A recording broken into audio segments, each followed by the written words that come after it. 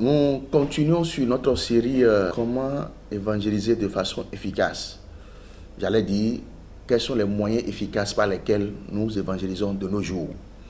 Et dans mes précédents enseignements, j'ai déjà parlé de deux moyens efficaces.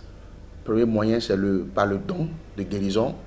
Et le deuxième moyen, c'est par les relations. D'accord. Et dans le troisième, je vais parler de l'un des moyens efficaces que Jésus utilisait en son temps pour gagner une foule de personnes, c'est les vertus. Les vertus. Vous savez, la vertu, c'est la bonne manière. Tout n'est pas affaire de prière. Quand vous finissez de prier, il y a aussi le comportement que vous manifestez envers les âmes de dehors. Et la façon dont vous réagissez envers les gens qui ne connaissent pas Christ déterminera si ces gens-là vont vous suivre ou pas. Déterminera si ces gens-là vont recevoir Jésus que vous prêchez. Parfois, quand nous prions, nous prions bien pour demander à Dieu de nous donner la grâce de gagner des âmes. Mais lorsque nous sommes en face de ces âmes-là, la manière dont nous réfléchissons, nous agissons, ça dégoûte ces âmes-là. Et finalement, nous les perdions. Alors, je vais vous montrer dans cet enseignement comment Jésus, juste par la vertu, par la bonne manière, amène les gens à pouvoir vraiment accepter de façon facilement, le salut.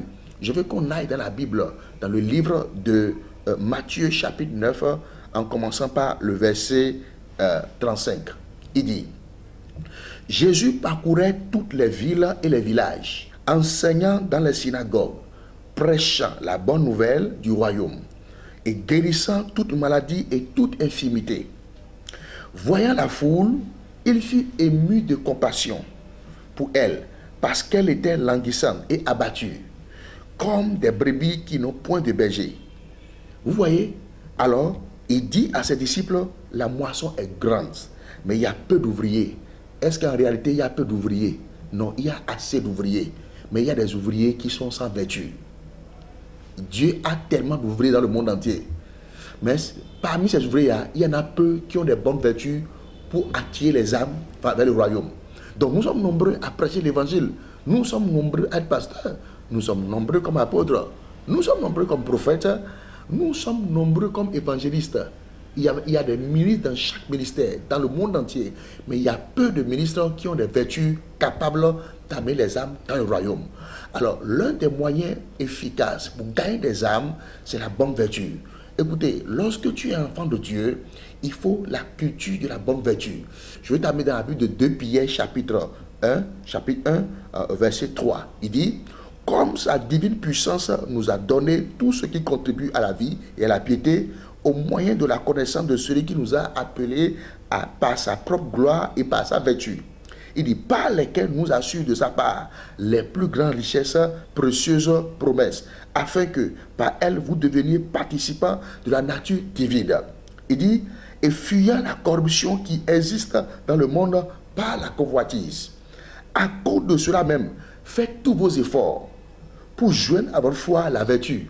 Vous voyez ça? Il dit: une chose c'est d'être sauvé, une chose c'est d'avoir la foi, mais une autre chose c'est d'avoir la foi accompagnée de la vertu. Si vous avez la foi pour déplacer les montagnes et vous n'avez pas la bonne manière de se rapprocher de la montagne, vous allez manquer vos cibles. Dieu peut vous envoyer une personnalité, mais votre manière, si vous êtes arrogant, vous ne pouvez pas gagner des âmes. Si vous êtes quelqu'un qui est égoïste, vous ne pouvez pas gagner des âmes.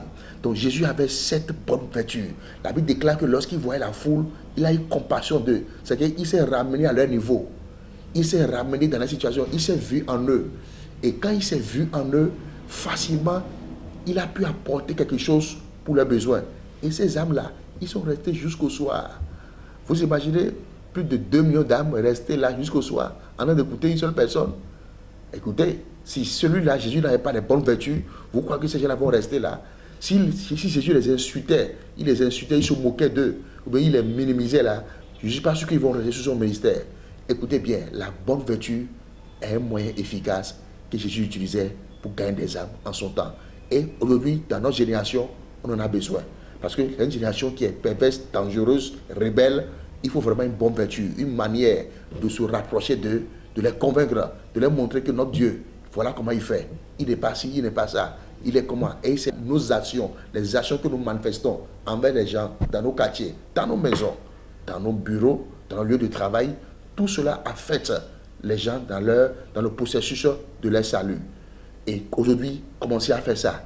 Commencez à demander à Dieu de vous donner la bonne vertu. Cultivez la vertu, l'amour, la patience, la fidélité, la maîtrise de soi, la compassion. Et vous allez voir que les gens seront attirés vers vous et le Saint-Esprit va les amener dans le salut. Vous êtes bénis dans cette série. Amen. Alors, je prie pour vous, selon 1 Corinthiens chapitre 14, verset 12, il dit, de même que vous, puisque vous aspirez aux dons spirituels, que ce soit pour l'édification de l'Église, que vous cherchiez à en posséder abondamment. Alors, je prie pour vous que les dons de vertu soient réanimés en vous aujourd'hui dans le nom de Jésus. Recevez cela et soyez impactés de cela dans le nom de Jésus. Amen.